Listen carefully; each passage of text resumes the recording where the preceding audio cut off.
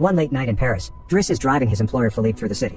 When waiting and traffic gets too boring, Driss breaks the speed limit and begins driving quite fast, dodging other cars and not caring about traffic signs.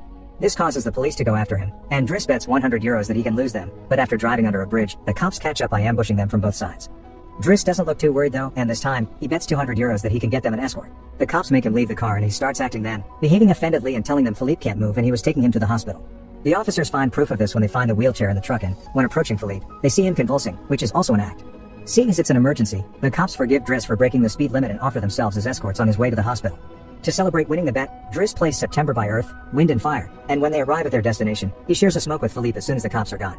Driss promises he'll handle it and drives them away just before the hospital staff could find them. This friendship began many months ago. Philippe and his assistant Magali are holding interviews to find a new caretaker for him, but it isn't going too well, because all applicants have very standard or awkward answers to their interview questions.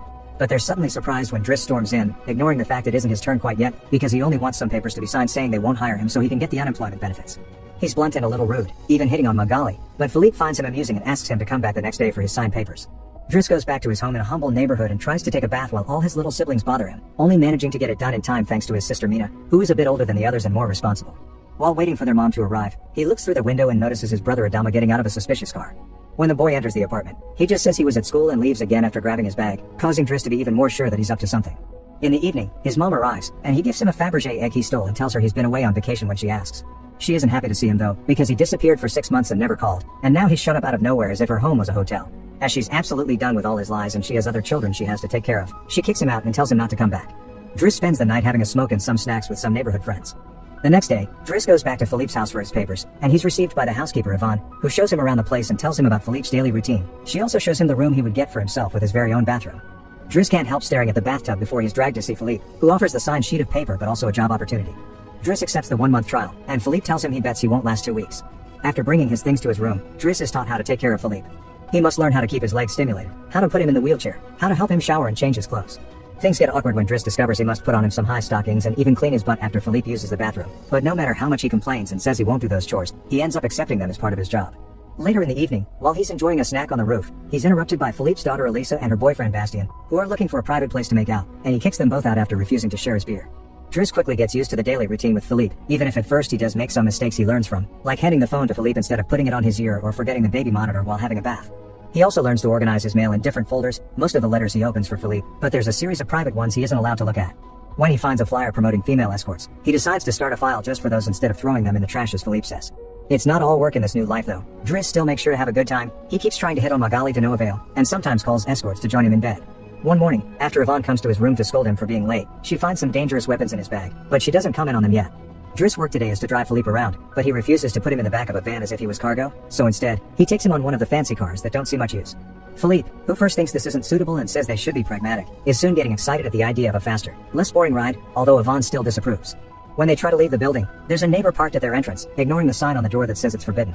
Driss wastes no time and goes after the guy, grabbing him by the front of his shirt and threatening him until he moves the car. Philippe is impressed by his actions, but Yvonne, once again, disapproves.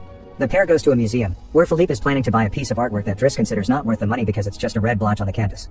Afterward, Philippe meets with a relative of his, who tells him everyone is worried about Driss since he can be violent. He's also discovered he has a criminal record, but Philippe doesn't care. He appreciates Driss because he doesn't pity him and doesn't mind joking around with him. After another failed attempt at hitting on Magali, Driss has dinner with Yvonne in the kitchen while listening to Philippe dictate a letter to Magali. Claiming it's a private conversation, Yvonne turns off the baby monitor and proceeds to explain what's going on. Philippe is pen pals with a woman called Eleanor. Those are the letters he didn't let Driss open. But he's never met Eleanor in person. Their relationship is purely epistolary. Speaking of love, Driss teases Yvonne for the looks the gardener gives her all the time before going to bed. He's trying to sleep when he hears some weird sounds coming from the baby monitor. Philippe is having trouble breathing. Not being capable to ignore him even if he tries, Driss goes to his room and gently guides him through the attack with soothing words and a wet cloth to wipe his face. Philippe eventually falls asleep, only to wake up again moments later, saying he needs air. This time Driss doesn't hesitate. He puts Philippe on the wheelchair, covers him with blankets, and takes him out for a stroll by the river. This is the first time Philippe has seen Paris at night in a long time, and now he's more relaxed. He explains to Driss that the medicine can only do so much and he sometimes experiences phantom pain. When they see some girls walking by, Philippe also confesses he isn't capable of pleasuring a woman because of his situation, but he still can enjoy some satisfaction when he gets his ears massaged because they are sensitive zones. When the phantom pain threatens to appear again, Driss shares one of his joints with Philippe, who is skeptical at first but ends up loving it. Afterward, they go to a restaurant, where they joke around while sharing a meal, and Philippe decides to share more of his story. He met his wife when they were students, and shortly after they got married, she had 5 miscarriages and was diagnosed with an incurable, terminal illness. That's when they adopted Elisa. Philippe has always loved competitions, extreme sports, and speed, and a paraglider gave him that. It was during a paragliding session that bad weather caused him to crash and break his vertebrae, although he still thinks his real handicap isn't the chair but living without his wife.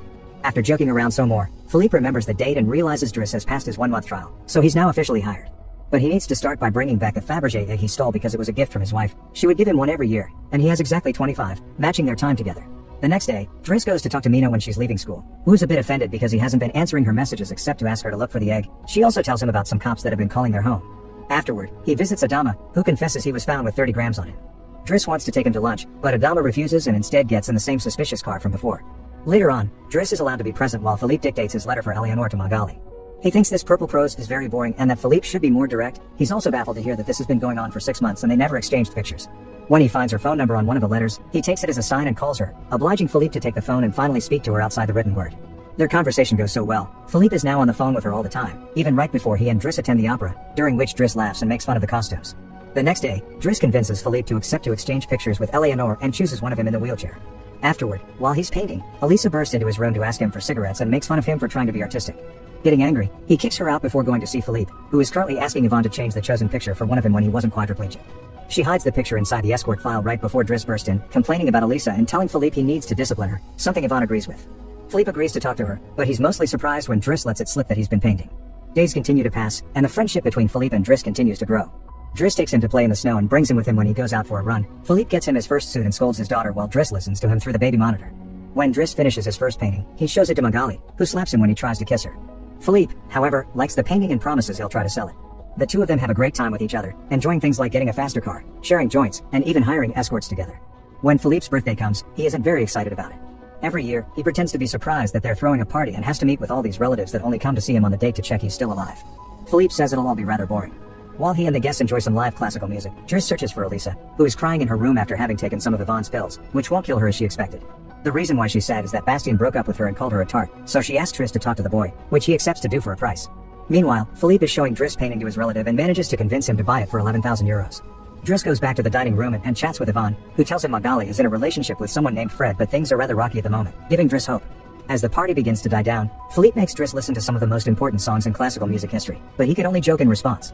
After the band is done, he brings his iPod and plays Boogie Wonderland by Earth, Wind and Fire before he starts dancing right in the middle of the floor.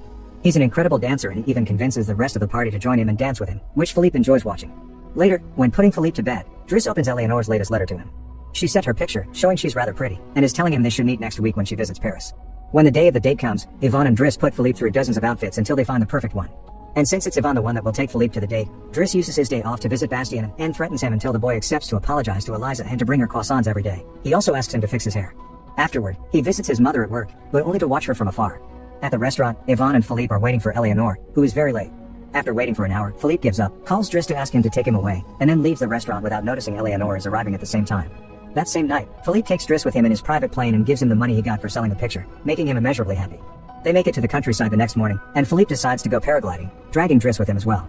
Driss doesn't want anything to do with it, but after initially freaking out, he ends up enjoying the experience. When they return home, Adama is there waiting for Driss and gets scolded when he sees the scars on his face. Adama will still not tell Driss what's happening in his life though, so Driss makes him wait in his room while he calls Mina to tell her not to worry and goes to put Philippe to bed. Philippe, however, isn't sleepy yet. After making Driss look at a painting with him, he asks him about his family, which Driss at first doesn't want to talk about, but eventually gives him. It turns out Adama technically isn't his brother and his parents aren't actually his parents, they're his aunt and uncle. They fetched him from Senegal when he was 8 because they couldn't have kids, and his real name is Bakari Bassori, but because other kids had that name, they called him Idris, and that became Driss. One day, his aunt miraculously was able to conceive, and after his uncle died, there were other men and more kids as well. In the same way Driss had talked to him about Elisa, Philippe points out that Adama needs discipline, so he fires Driss so he can be there with his family because he can't spend his whole life taking care of an old man. The next morning, after Bastien has brought his daily croissant while wearing a better hairdo, Driss packs his bags and gets ready to go. Magali comes to say her goodbyes, and when Driss tries to hit on her one last time, Magali introduces him to his significant other Fred, which is short for Frédéric. Turns out Magali isn't interested in men, and Driss gives up on the spot. On his way out of the house, he gives the baby monitor back to Yvonne and teases her for having lied to him about Magali just to mess with him. In return, she gives him the escort file he had started, and he's disappointed to find the picture he had chosen is hidden there. Driss throws away the file, but he keeps the photo for himself. Once outside, he finds a car once again blocking the entrance, so he asks him to move away even if he doesn't work there anymore. When Adama calls him out for it, Driss says it's a matter of principle. A few hours later, the two brothers go pick up their mother at the station while back at the house. Philippe is having his first dinner together with his new caretaker, who is stuffy and boring, and Philippe decides to leave him without even having a bite. Since Yvonne is out on a date with the gardener, nobody is there to scold him for it. As days pass, Driss goes back to his old life. He hangs out with his old friends again and tells the guys from the suspicious car not to bother Adama anymore. When he goes to an interview he doesn't have enough experience for, he manages to win over the employer by calling himself pragmatic and using all the art knowledge he acquired while working for Philippe. This lands him a job as a driver. Philippe continues to dislike his new caretaker and is in a constant bad mood. One night, he refuses anyone in the house to help him with his phantom pain, so Yvonne calls Driss and asks him to come over. That's how they find themselves in the situation from the beginning, with the cops chasing after them first and escorting them to the hospital later. After that little adventure, Driss drives Philippe to the coast, and the sight of the sea helps Philippe calm down. Sometime later, Driss takes care of Philippe's overgrown beard before taking him to a restaurant for lunch, but he doesn't stay, because someone else will be making Philippe company today. Driss wishes him luck and finally gives him back his egg before leaving, and Philippe starts worrying about being alone until he sees who his date is, Eleanor, who is delighted to see him and doesn't mind the chair at all. The real Count Philippe Pozzo di Borgo now lives in Morocco. He has remarried and has 2 daughters. The real Driss, actually called Abdel Yasmin Selou, has his own firm and is also married with 3 children. The 2 men continue to be very close friends to this day.